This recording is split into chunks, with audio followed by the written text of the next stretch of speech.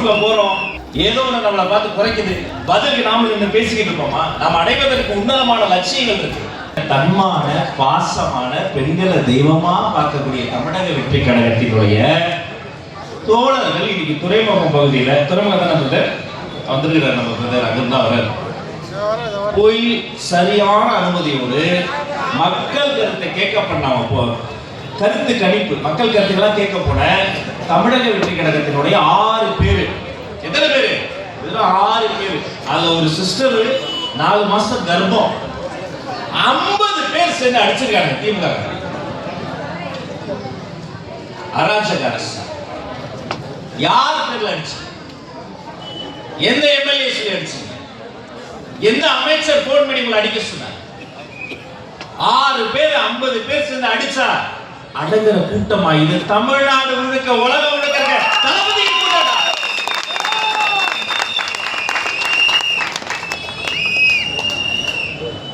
இன்னைக்கு இந்த ஸ்டான்லி மருத்துவமனையில் இருக்கிறாங்க. அது ஒரு உயிர் ஐசியூல போராடிக்கிட்டு இருக்கு. யாருக்காக வந்தாங்க?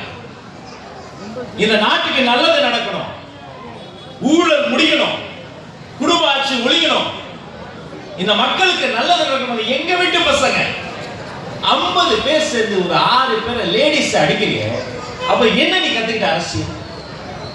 இப்படி பண்ணிட்டு நீ என்ன மூஞ்ச வச்சுக்கிட்டு தமிழ்நாட்டை தலைவனியை விட மாட்டேன், உங்களுடன் ஸ்டாலின், உங்களுடன் ஸ்டாலின், இந்த தொகுதியில ஒருத்தர கூட வந்து பார்க்கல, பேரு மட்டும் உங்களுடன் ஸ்டாலின், உங்களுடன் உதயநிதியுடன் ஸ்டாலின் நான் வச்சுக்கங்க.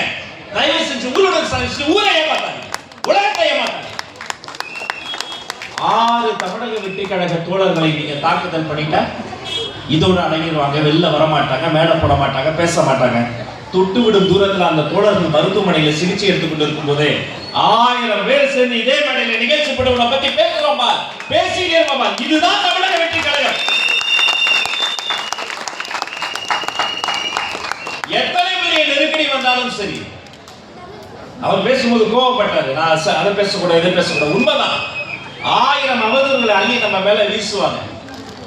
ரோட்ல போறோம், ஏதோ ஒன்று நம்மளை பார்த்து குறைக்குது, பதிலுக்கு நாம நின்று பேசிக்கிட்டு இருப்போமா? நாம் அடைவதற்கு உன்னதமான லட்சியங்கள் இருக்கு. நாகரிக அரசியல் நம்மளுடைய தலைவர் சொல்லி கொடுத்துருக்கிறார். அப்ப கல்லடிகளும் சொல்லடிகளும் விழதான் செய்யும். கழக கண்மணிகள், பேச்சாளர்கள் இதையெல்லாம் கண்டு காணாம தொடச்சு போட்டு போக.